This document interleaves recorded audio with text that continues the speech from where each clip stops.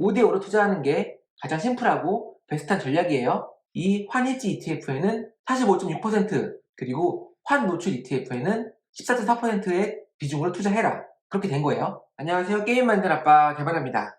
국내에서 미국 주식에 투자할 때는 보통 S&P 500 지수 ETF를 많이 투자하는데요. 그때 두 가지 유형이 있어요. 환해지 ETF가 있고 보통 H가 붙어요. 그리고 환노출 ETF가 있습니다. 자, 그래서 간단히 정리하면 H가 붙은 거는 환해지, 그래서 환율 신경 안 써도 되고요. H가 없는 거는 환노출, 환율에 영향을 받죠. 그래서 실제로 보시면 이 ETF는 환노출 ETF고요. 여긴 H가 붙었잖아요. 그래서 환해지 ETF예요. 같은 미국 S&P 500 지수를 추종하지만 이거는 환율에 영향을 받고요. 얘는 환해지이기 때문에 환율에 영향을 받지 않아요. 이해하셨죠? 앞으로 환율이 계속 오를 것 같다. 그러면 환노출 ETF에 투자하는 게 유리하겠죠? 반대로 지금 환율이 너무 높아. 곧 떨어질 거야. 계속 떨어질 것 같아, 앞으로. 그렇다면 환율이 떨어질 거라면은 환해지 ETF를 사는 게 유리할 거고요. 그래서 실제로 이게 지금 제가 이 영상을 찍고 있는 오늘 날짜의 등락률인데 현재 환노출 ETF는 약 1% 이상 올랐지만 환해지 ETF는 0.2% 거의 오르지 못했어요. 그 이유는 뭘까요? 환해지 ETF는 환율에 영향을 받지 않는데 지금 미국 달러 선물 ETF를 보니까 이게 지금 달러 가치를 추종하는 ETF예요. 즉 환율이랑 비슷하게 움직인다는 거죠. 보시면 지금 달러가 올랐어요. 즉 환율이 올랐다는 얘기죠. 그렇기 때문에 당연히 환노출 ETF의 수익률이 훨씬 높은 거죠. 환해지보다요. 자, 그러면 우리는 환노출, 환해지 어디에 투자해야 될까요? 답은 나와 있어요. 환율이 막 오르면 당연히 환노출이 좋을 거고 환율이 막 떨어지면 당연히 환해지가 좋을 거예요. 그런데 이걸 우리가 어떻게 아냐 이거죠. 그래서 한국에 상장된 미국 ETF에 투자할 때는 환노출이냐 환해지냐를 선택을 해야 되는데 한 개만 올인하면 리스크가 있겠죠. 예를 들어 22년 올해 환노출 ETF가 유리했어요. 그렇죠? 미국 주식이 많이 떨어졌지만 환율이 많이 올랐기 때문에 거의 손해가 나지 않았어요. 반대로 환해지 ETF는 손해가 많이 났겠죠? 환율의 영향을 받지 않기 때문에 미국 주식이 떨어진 만큼 그 손해를 고스란히 받게 됐죠. 하지만 우리는 자동 매매로 돌릴 수 있잖아요. 그래서 편하게 이거를 자선 배분하는 거예요. 환해지 ETF, 환노출 ETF를 5대5로 분산 투자하는 거죠. 그리고 매달 리밸런싱 하는 거예요. 여기에 플러스 어차피 환노출이냐 환해지의 기준은 이 환율이 오르냐 내리냐잖아요. 그럼 환율의 추세를 파악한다면 도움이 되겠죠? 어디에 더 비중을 실을지요. 그래서 미국 달러 선물 ETF에 이동평균선을 구해서 5일선, 21선, 60일선을 구해서 이 모든 이동평균선이 상승 추세면은 아무래도 환율이 오르고 있다는 뜻이니까 달러 가치가 강달러란 이야기니까 환노출 ETF를 사는 게 유리하죠. 반대로 5일선, 60일선, 21선이 다 하락하고 있다. 누가 봐도 하락 추세다, 달러가. 그러면 뭐가 유리해요? 환해지 ETF가 유리하죠. 그래서 그 부분을 녹여서 제가 봇을 만들었습니다. 바로 코드를 볼게요. 자, 이 코드는 자산배분 전략 봇을 수정한 거고요. 보시면 일단 총 ETF는 3개인데 이 미국 달러 선물 ETF 같은 경우는 그쵸, 달러 환율 추세를 파악하기 위해서 참고용으로 쓴 ETF고 이 두 개 ETF가 실제로 투자하는 ETF예요. 이 ETF 선정한 이유는 수수료가 가장 저렴하기 때문에 제가 이 두 개의 ETF를 선택했어요. 환해지 ETF는 코덱스 미국 S&P 500 선물 H, 환노출 ETF는 KB스타 미국 S&P 500 ETF를 선정을 했다. 그래서 이런 식으로 포트폴리오를 구성했고요. 환해지는 스톡 타입이 SH, 환해지다. 환노출은 NOH, 환율에 영향받지 않는다. 그리고 이거는 달러다. 그쵸? 이거는 추세를 파악하기 위한 환율 추세, 달러 추세를 파악하기 위한 ETF죠.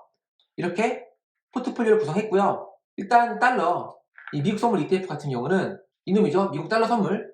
이거에 차트를 보시면 5일선, 21선, 61선이 있어요. 그쵸? 그래서 5일선은 단기 추세, 21, 61선은 숫자가 커질수록 중장기 추세겠죠. 그래서 이 추세에 따라서 이 구간에서는 당연히 환율이 오르고 있구나.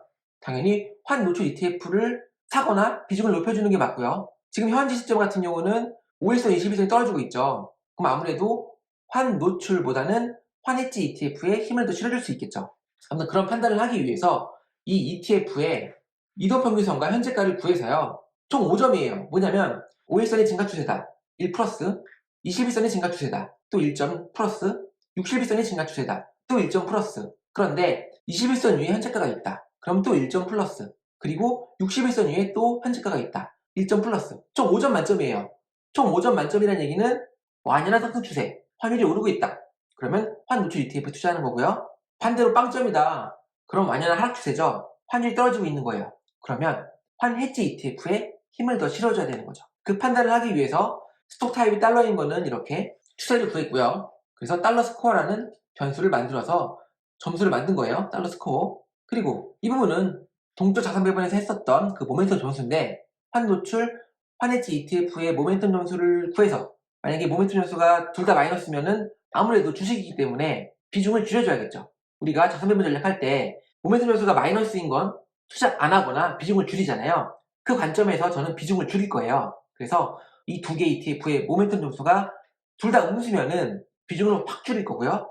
둘 중에 한 개만 음수면은 어느 정도 줄여주고 둘 다 양수다. 그러면 다 실어주는 거죠. 그런 판단을 하기 위해서 모멘텀 점수를 구했고 그리고 추가적으로 둘 중에 모멘텀 점수가 높은 게 아무래도 지금 유리한 상황인 거잖아요. 거기에 비중을 더 실어주는 거예요. 그래서 기본적으로 5대5예요. 기본적으로 5대5로 딱 투자할 건데 시장 상황이 안 좋다면 둘 다 마이너스다.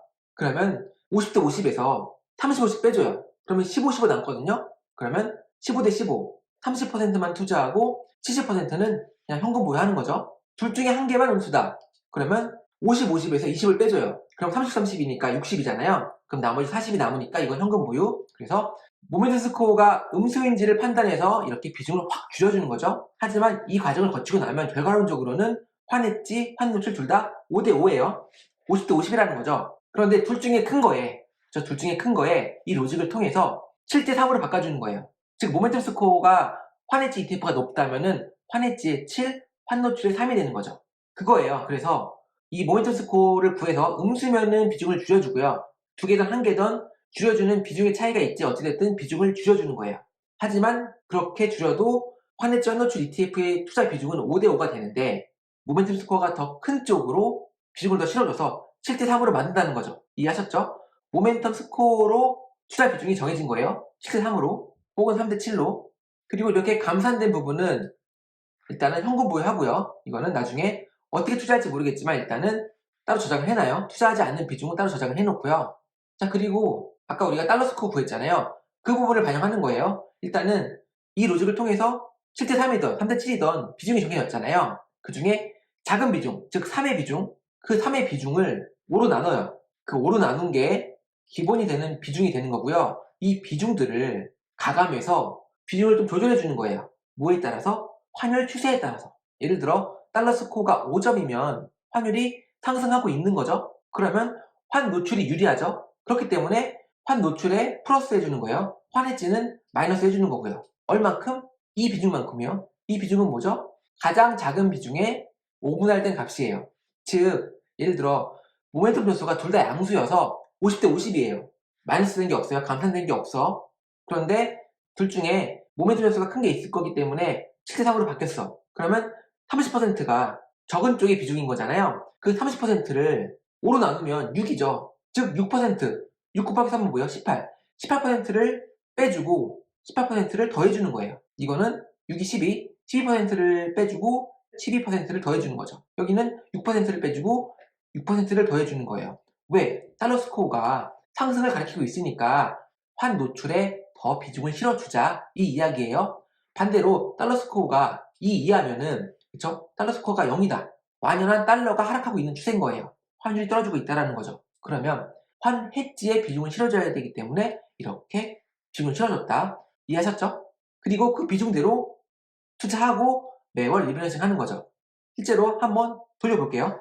자, 서버에 올라간 이 곳을 돌려보면 자, 모멘텀 스코어 계산하고요. 자, 이렇게 비중을 조절하는 거예요. 보시면 지금 모멘텀 스코어가 하나는 양수고 하나는 음수잖아요. 그래서 비중을 줄여준 거예요. 로직에 의해서 총 40%의 비중을 줄여준 거죠. 즉 50대 50이 아니라 30대 30으로 만들어준 거예요. 거기서 달러 스코어의 기준에 따라서 또 가감을 한 거예요. 그래서 최종 비중이 어떻게 됐느냐, 이 환해지 ETF에는 45.6% 그리고 환 노출 ETF에는 14.4%의 비중으로 투자해라. 그렇게 된 거예요. 즉 지금 추세로 판단할 건데 환해지 ETF가 더 유리한 추세다라고 판단을 한 거죠. 그래서 이 비중대로 한 달에 한 번씩 리밸런싱을 하는 거예요. 이런 식으로요. 전 이미 돌리고 있기 때문에 지금 현재 비중이 49.4%, 0.8%로 가지고 있는 거예요. 근데 지금 계산을 해보니까 제가 지금 리밸런싱을 하는 시점이라면 지금도 환해지 좀 줄이고 환 노출 좀 늘려야 돼. 그 이야기를 하는 거죠. 그리고 이 두 개 합하면은 100%가 안 되는 거거든요. 왜? 우리가 위에서 뺐으니까. 나머지는 현금을 가지고 있는 거예요. 이 현금으로 나중에 뭐 단타를 치던 혹은 안전자산으로 투자하던 그거는 제 자유지만 어찌됐든 결론은 환해지 환노출 ETF 두 개 동시에 투자한다. 그리고 매달 리밸런싱해서 비중을 맞춰주는 건데 이왕이면 마켓 타이밍을 가미해서 모멘텀 점수를 계산해서 좀 더 유리한 쪽에 비중을 더 실어준다. 그 이야기예요. 그리고 만약에 모멘텀 스코어가 마이너스다, 안 좋다. 그러면 도망간다. 근데 완전히 도망가는 게 아니라 비중을 조금 줄이거나 확 줄여서 비중을 줄여준다. 이렇게 구현했다라고 이해하시면 돼요. 자, 지금까지 우리는 국내에서 미국 주식에 투자할 때, 그쵸? ETF를 통해서 투자할 때 환해지냐, 환 노출이냐, 이 ETF에 대한 고민들이 있으셨을 텐데 이제 그럴 필요 없죠. 지금 제가 복잡하게 마켓 타이밍을 넣으려고 모멘텀 스코어 계산했고 달러에 대한 추세를 파악하기 위해서 이동평균선을 구해서 달러 스코어라는 개념을 만들어서 투자 비중을 조절했어요. 그런데 이게 너무 복잡하면 단순하게 환해지 ETF 5, 환 노출 ETF 5 해가지고 5대5로 투자하고 매달 리밸런싱 하면은 내가 환 노출을 선택할지 환해지를 선택할지 고민을 하지 않으셔도 된다, 이런 말씀 드리고요. 물론 결과론적으로 봤을 때는 올해는 환 노출 ETF에만 투자하는 게 훨씬 더 성과가 좋았어요. 환해지 ETF에 투자했다면 망고생심 했겠죠. 그래서 내년에는 아무래도 환율이 떨어질 수도 있으니까 환해지 ETF가 유리할 것 같다라고 올인하면은 위험하죠.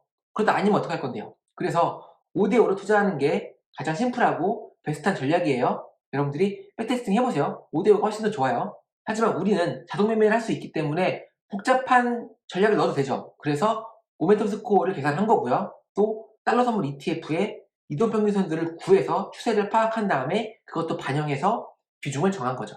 좀 더 스마트하게요. 자, 그래서 만약에 자동 매매를 하지 않으시는 분들은 그냥 환노출 ETF, 환해지 ETF를 50대 50으로 분산 투자하는 거 추천을 드리면서 마치도록 하겠습니다. 좋아요랑 구독 부탁드리고 저는 다음 영상에서 뵙겠습니다. 감사합니다.